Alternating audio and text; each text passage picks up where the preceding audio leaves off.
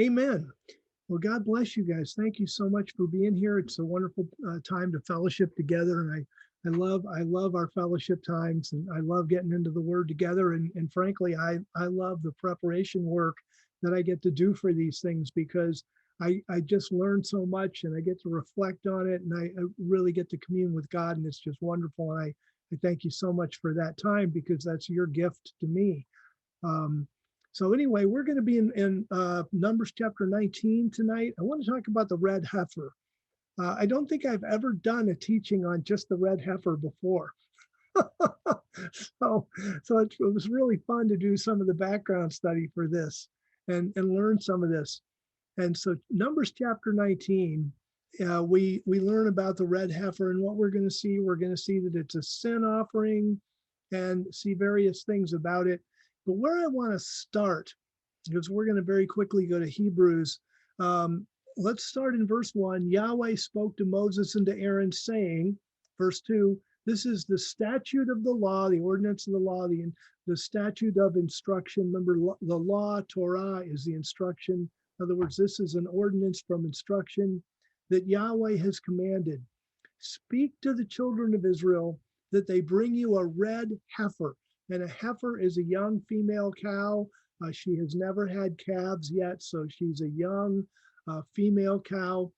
Bring you a red heifer without defect, in which there's no blemish, and on which a yoke has never come. And the thing about a yoke is the fact that this cow is not only without blemish in that she doesn't have any spots or marks or anything like that. She's also without blemish from the standpoint the world has never used her. She's never been, yoked up and made to do profane work and that kind of thing. And what I want to point out from Numbers 19, verse 2, is the fact that it's a red heifer, because the Bible doesn't explain why this sacrifice has to be a red heifer. Now we're going to learn that it's killed, slaughtered, and burned outside the gate of the city, and that kind of thing. The rabbis say that was on the Mount of Olives, at least when the temple got built in Jerusalem. Then the red heifer was slaughtered and burned on top of the Mount of Olives. I believe that's where Christ was crucified. We'll talk about that a little bit later. But why a red heifer?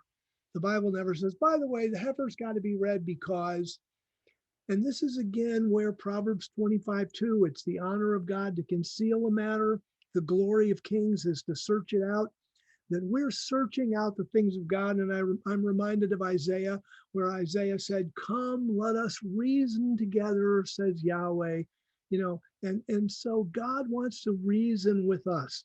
And if you think about it, great men and women reasoned with God. People that were in relationships with God reasoned with God. When God came down and said to Abraham, well, I'm just going to have to destroy Sodom and Gomorrah. Abraham didn't go, oh boy, that's the will of God, we're done. He entered in and he reasoned with God. When God told Moses, when the Israelites were complaining, and God says, get out of the way, I'm going to smite them all, I'm going to wipe them out. And Moses didn't go, okay, I don't want to be in the middle of this. He's like, God, you can't do that. What do people think of your great name? You delivered the people of Israel. If they all die now, you won't be magnified. That won't be a good idea. Oh yeah, well, you're right about that, says God. Okay, I won't smite them all.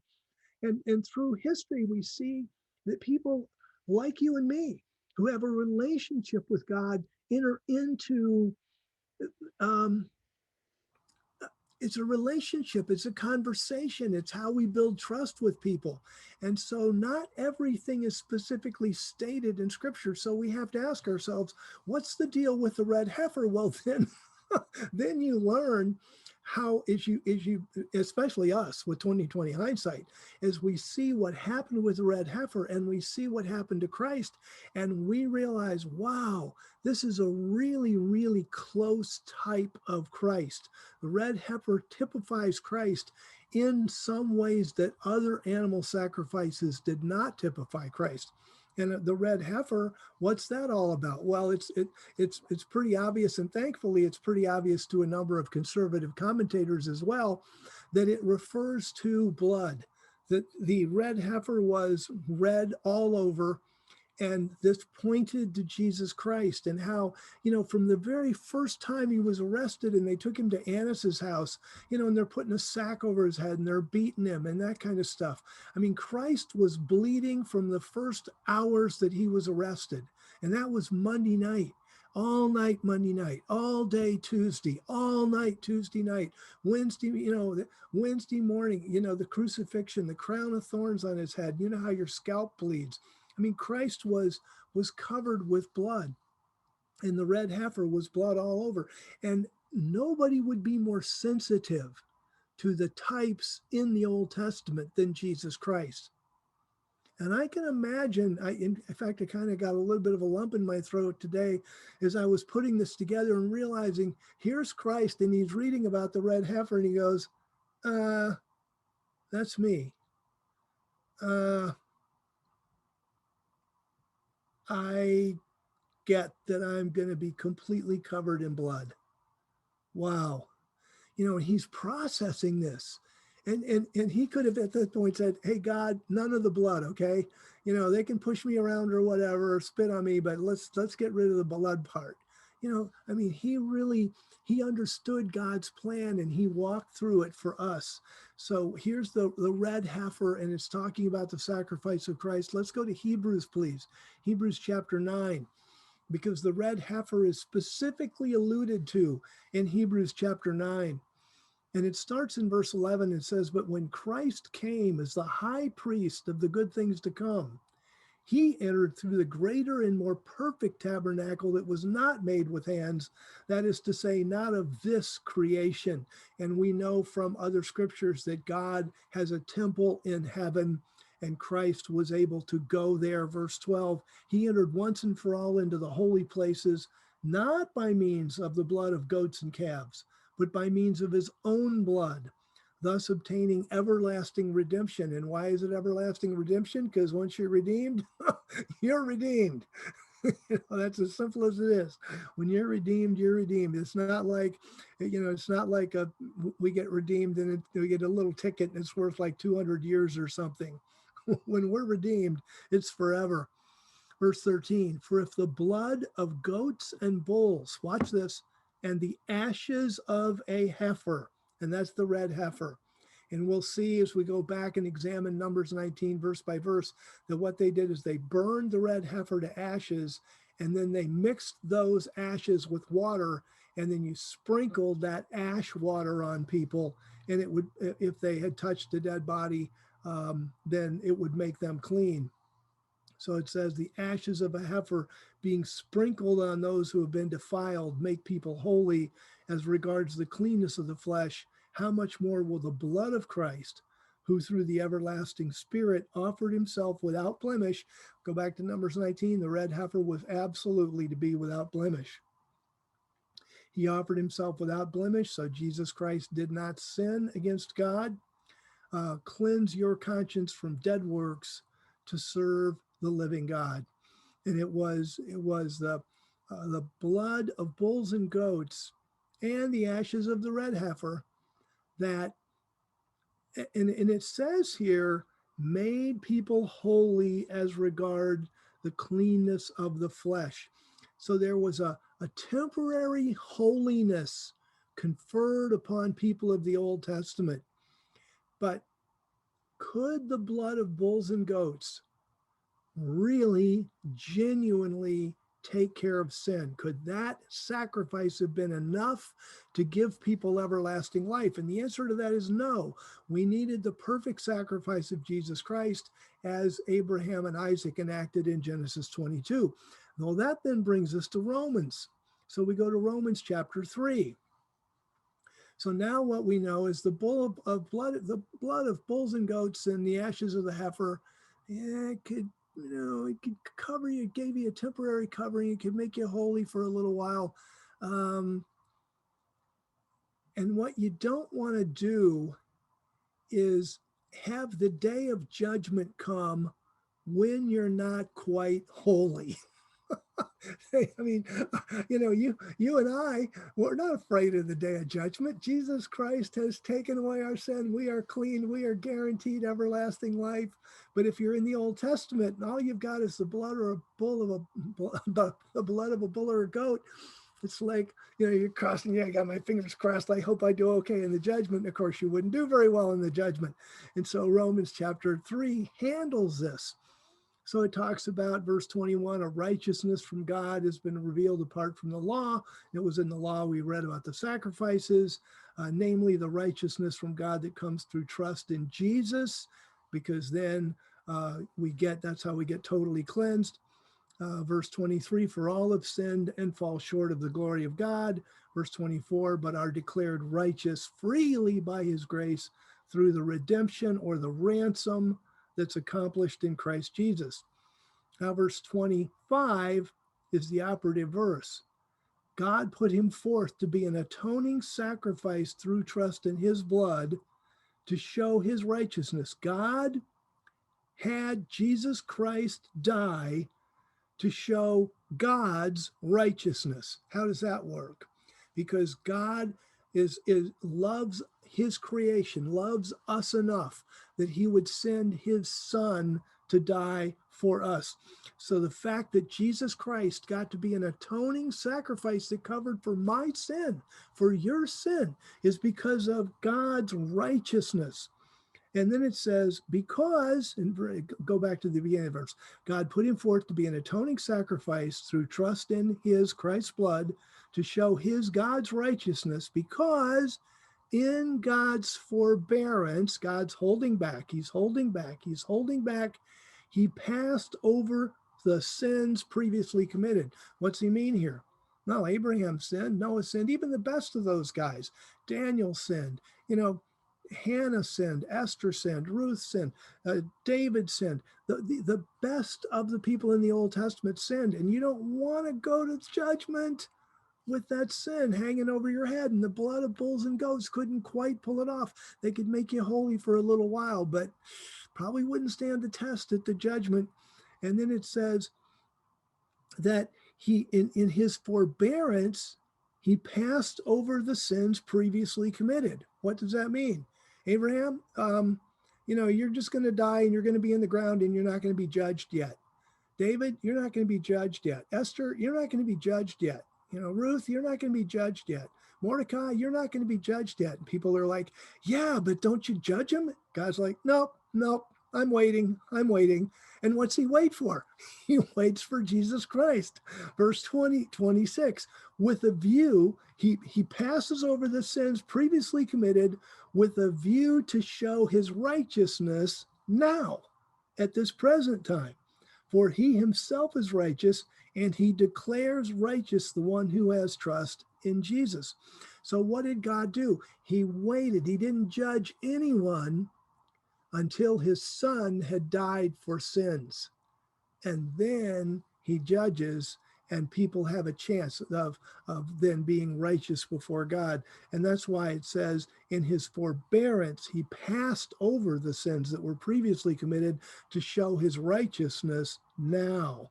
And of course, now Abraham will get up, David will get up, Esther will get up, all those people will get up, and they'll all be judged righteous because of the way they obeyed God and followed God and that kind of stuff. And let's go to Ephesians chapter 1, because this was part of God's plan. It was God's plan that he would wait for Jesus Christ.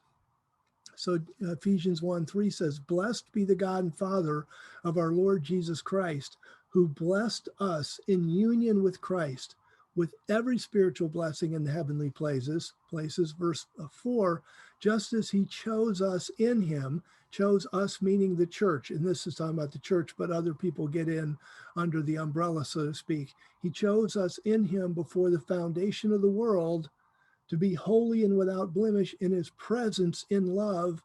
Verse 5, having decided in advance that we would be adopted through Jesus Christ for himself.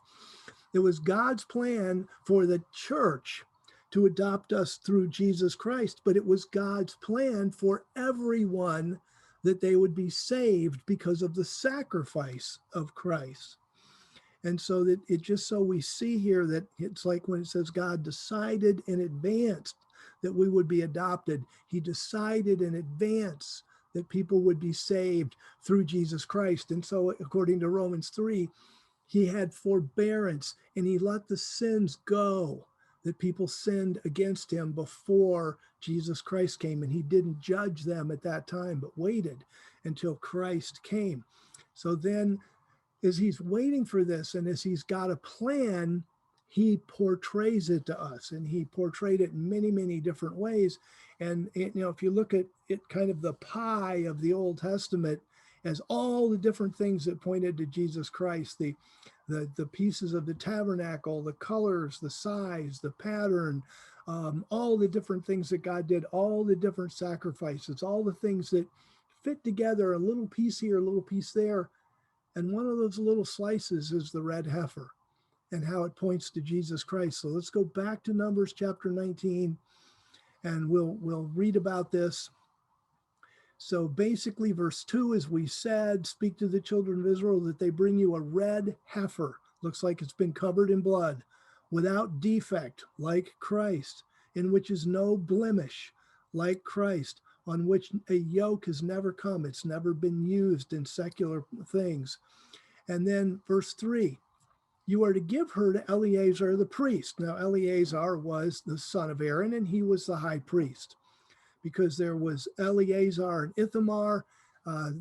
Two sons of Aaron died, and Eleazar and Ithamar was left, and Eleazar was the one chosen to be the high priest. So at this point in time, this is Numbers, they're in the wilderness, so Aaron's two sons are still alive. So you give the red heifer to Eleazar the priest, and she will be brought forth outside the camp and slaughtered in his presence. And the Eleazar, of course, here is, representing God. He's the high priest. And you slaughter the red heifer kind of in the presence of Eleazar, or the presence of God, if you will. And there's, anytime you're dealing with types, there's things that fit and things that don't. And you'll see both of these here in this record. And notice how it says, she will be brought, the red heifer, female cow, will be brought forth outside the camp and slaughtered in his presence. Now it's going to tell us in verse 9 and in verse 17 that the red heifer is a sin offering. Keep a ribbon here and head off to Leviticus chapter 4. Because Leviticus chapter 4 is actually Leviticus 4 and 5. Leviticus 4 and 5 probably would have been better if they'd have stayed one long chapter, because they're both about the sin offering. And if you look at verse 4 of Leviticus chapter 4, it's talking about the priest. In verse 4, he must bring the bull, this is the bull of the sin offering, to the entrance of the tent of meeting before Yahweh, to the very entrance of the tent of meeting. This is not the tabernacle courtyard. He brings the bull literally like right to God's front door. And it says he must lay his hand on the head of the bull and kill the bull before Yahweh. And so the bulls for the sin offerings were killed right in the temple courtyard. Okay, but then we read Numbers chapter 19 about the red heifer, and the red heifer is a sin offering, Numbers 19:9, but it isn't killed in the temple courtyard like all the other sacrifices. Let's go back to Numbers chapter 19. And in Numbers 19, verse 3, the red heifer is brought forth outside the camp and slaughtered in the presence of the priest. And sure enough, in Jesus Christ, even though he was the Passover lamb, he wasn't slaughtered in the temple like the lamb Passover lamb. He was taken outside east of the temple and killed like the red heifer. And then it says, so slaughtered in verse 4, and Eleazar the priest is to take some of her blood with his finger and sprinkle her blood toward the front of the tent of meeting 7 times. Now, especially remember that this is in the time of the tabernacle. And the pattern that's set here is going to be followed when the temple is set up. But it's interesting, the tabernacle only had one gate, and that gate was on the east side. The temple had three gates: north gate, east gate, and south gate. Did not have a west gate, but it had a north gate, south gate, east gate. So, but here, when it's the red heifer is taken outside of the gate, then when the priest when the guy kills the priest kills the red heifer and takes the blood and sprinkles her blood, he's got to be standing east of the gate. And that's the pattern that's going to be set up, that the red heifer was killed east of the temple, which would then be on the Mount of Olives. So the Eleazar, the priest, is to take some of her blood with his finger, sprinkle her blood toward the front of the tent of meeting 7 times. And, 7 is spiritual perfection. So, it completes the action. And then verse 5, this is kind of interesting because verse 5 says, one must burn the heifer in his sight. And as we read Numbers 19, and I haven't quite figured this one out yet, but as we read Numbers 19, it takes 3 people to do the red heifer sacrifice. You've got the priest, you've got this guy, and then we're going to introduce another guy later. So the red heifer thing takes 3 people. I'm not sure what that's all about yet. But anyway, so verse 5, one must burn the heifer in his sight.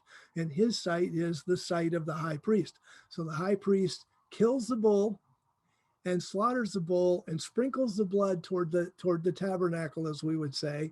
And then this guy comes along and he burns the heifer. He gets the fire going, whatever, throws the heifer on the fire. Her skin and her flesh and her blood with her dung he is to burn. And then there's symbolic things, verse 6, because the red heifer isn't just burned, but she's burned with stuff. And the priest is to take cedar wood and hyssop and scarlet and cast it into the middle of the burning of the heifer. And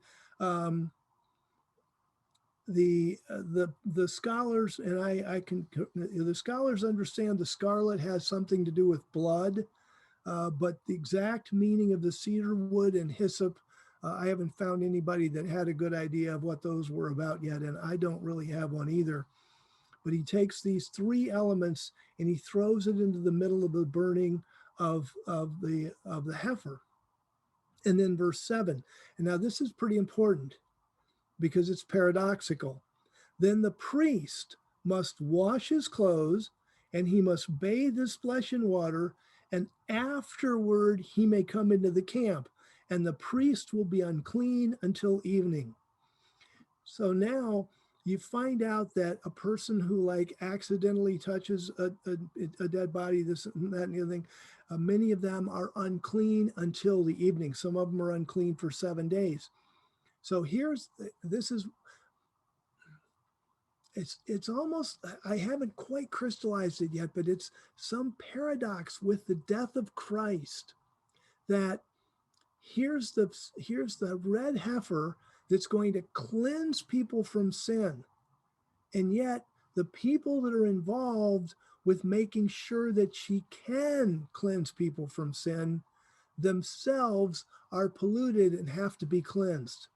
So the high priest is polluted, he has to be cleansed. The guy who burns the offering, we'll find out later, has to be cleansed. The guy who deals with the ashes has to be cleansed. So it's interesting that the ashes of the red heifer cleanse from sin. In other words, just your regular, ordinary guy who comes and says, I need to be cleansed from sin, the ashes of the red heifer cleanse that person from sin. But the 3 people that are involved in sacrificing the red heifer, they are polluted by sin. And I'm not exactly sure what that's about. It may have something to do with Jesus Christ becoming a sin offering. I'm not really sure. That's something that needs a little more study.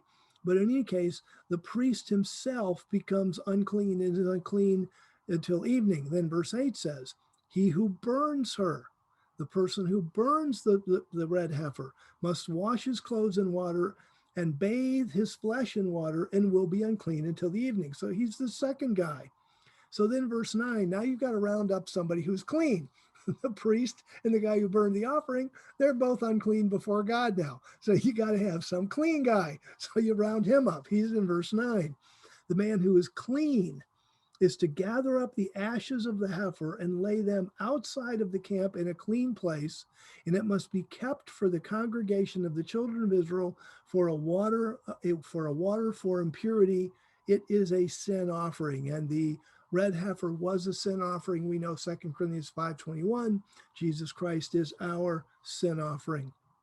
Verse 10, then it says, he who gathers the ashes of the heifer must wash his clothes and be unclean until evening.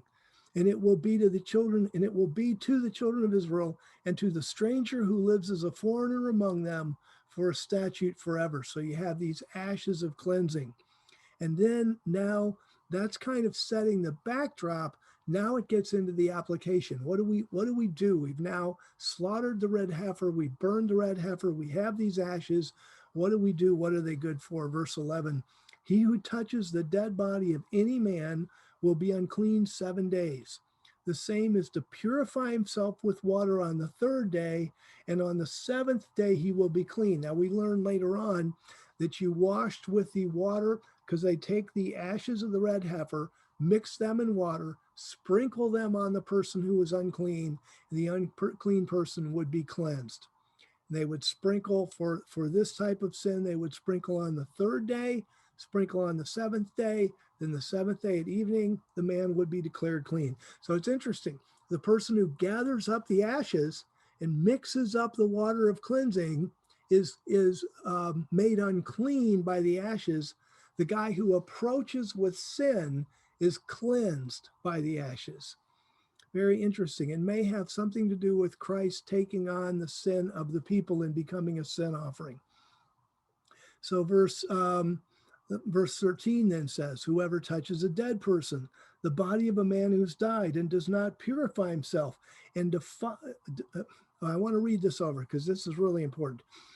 Whoever touches a dead person, the body of a man who has died, and does not purify himself, defiles the tabernacle of Yahweh, and that soul will be cut off from Israel. He will remain unclean because the water for impurity was not sprinkled on him. His uncleanness is still on him. Now, this is, again, very, very typical of Jesus Christ and what he accomplished. Jesus Christ died outside the camp, just like the red heifer. And Jesus Christ, if you come to him, if you, by confessing him as Lord and believing God raised him from the dead, if you are sprinkled with the blood of the Lamb, you are cleansed.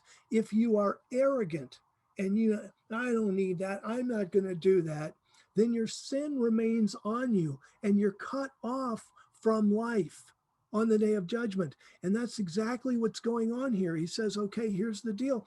You got a guy in the camp of Israel, and he's touched a dead body, and he's got this sin and uncleanness on him.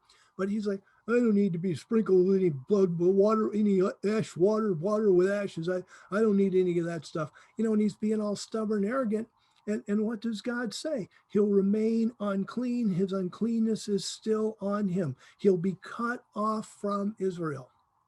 So there's a very, very stern parallel here. And remember, what God's trying to set up is, how can he righteously exclude some people from everlasting life? If you're evil and arrogant, how can he exclude you from everlasting life? And he sets up something where evil people self-select. They have an opportunity to confess Christ and believe and live forever. These people had an opportunity to come to the high priest and get sprinkled with the ash water from the red heifer, and they would be cleansed. But if they're going to be hard-hearted about it, their sin remains on them. They're cut off from the people of Israel. If you're going to be hard-hearted about Jesus Christ, you don't want to come to him for salvation, you think you're good enough on your own, you're going to end up being cut off from the people of earth and life. And then verse 14, this is the law when a man dies in a tent. Everyone who comes into the tent and everyone who is in the tent will be unclean 7 days. Every open vessel that has no covering bound on it is unclean. Verse 16, whoever in the open field touches one who is slain with a sword or a dead body or a bone of a man or a grave will be unclean 7 days. And that's one of the reasons that in the biblical times, Jesus Christ talked about the whitewashed tombs. Why did they whitewash their tombs and their graves? And the answer is if you touched the grave, you were unclean for 7 days. Well, gosh, let's say you came from out of town to worship, say at the Passover, and while you're walking in the town, you're not paying attention and you go and you rest and you sit on top of a grave. It's like, oops, now you can't go into the temple for 7 days. So they were very careful about where they buried people and making sure those graves were marked, because you'd be unclean for 7 days. Verse 17, and for the unclean person, they are to take some of the ashes from the burning of the sin offering. That's the red heifer. They take some of those ashes, and living water is to be added to them in a vessel. Now, we need to really understand what living water is. Some translations say fresh water. Some translations say running water. Neither of those is exactly correct. Living water is water that comes naturally from God and hasn't been put in a container that holds it. So, for example, water in a river is living water, or a stream. Water that comes down as rain is living water. Water in a well that you draw it out and it refreshes from God, that's living water. You put water in a cistern. Now, you might cap that cistern and keep it in the shade, and it might have been filled with rainwater just recently, and it might be, quote, fresh water, unquote, but it's not living water. It's in a cistern. So it's very important that we understand the concept of living water. It's water that's come from God. It hasn't been bound up. It hasn't been stuck in a cistern, anything like that. And so he's talking about if you're going to be cleansed, and see this kind of gets God in the picture. This living water kind of gets God in the picture. And so so he says that you take the ashes from the burning of the sin offering, that's our red heifer, you add those ashes to living water, you put it in a vessel, you stir it up. And if you guys have ever seen ash water, it's kind of black and has little pieces of ash in it and stuff like that. It's kind of funny because they're supposed to sprinkle this stuff on you to get clean. And instead, you're going to get it sprinkled on you and you're going to be all black and dirty. But from God's perspective, you've been cleansed. And so he says, let's see, where did I get off to? They put it in a vessel. Verse 18, and a clean person, this could be anybody, is to take hyssop and dip it in the water. And hyssop was a plant that was kind of like cilantro. If you ever go and you get cilantro and it's all bushy and stuff. And so it's real easy to dip the hyssop into water and then sprinkle things with it. And that's why they used a hyssop. So you'd take a hyssop, dip it in the water, sprinkle it on the tent and on the vessels and on the persons who were there and on him who touched the bone or the slain or the dead or the grave. Verse 19, and the clean person is to sprinkle on the unclean person on the third day and on the seventh day. And on the seventh day, he is to purify him, and he must wash his clothes and bathe himself in water. And that'll get some of the black off anyway. And he will be clean in the evening. Verse 20 repeats, but the man who will be unclean and will not purify himself, that soul will be cut off from the midst of the assembly. You see, this stuff about being cut off is really serious. God's not playing games here. I mean, if you were cut off from the assembly of Israel, you weren't part of the congregation anymore. And it's the same thing when it comes to everlasting life. When people get to the day of judgment, those people that have been cleansed by the ashes, if you will, of Jesus Christ, the blood of Jesus Christ, those people have been cleansed by that are going to live forever. And those people that have stubbornly and arrogantly refused that are going to be taken to the lake of fire and thrown in and burned to death. I mean, so God says it and then he repeats it again. So everybody's clear. If verse 20, the man who will be unclean and will not purify himself, that soul will be cut off from the midst of the assembly because he has defiled the sanctuary of Yahweh. The idea that the unclean person then wants to be with the congregation, get to go into the temple of Yahweh. The water for impurity has not been sprinkled on him. He is unclean. Verse 21, it is to be a perpetual statute to them. And he who sprinkles the water for impurity is to wash his clothes. And he who touches the water for impurity will be unclean until evening. So the uncleanness is there, and then it gets washed off. Verse 22, whatever the unclean person touches will be unclean, and the soul who touches it will be unclean until evening. And that's what, if you touch something that somebody who was unclean touched, then you didn't have to wait 7 days. You could be clean that very evening. And so this is the red heifer sacrifice, which again typifies Christ in so many ways, and itself is paradoxical, and that the person who sacrifices, the person who burns the red heifer, the person who touches the ashes and mixes them, they all become unclean through those ashes. But the person that is sprinkled with those ashes then is cleansed from sin and gets to rejoin the congregation. And as you and I come to Christ and are cleansed by his blood, we get to be part of the people of God and of that great congregation that looks for a wonderful hope, a reuniting with Jesus Christ and with each other, and then everlasting life together, with each other and with Christ and God.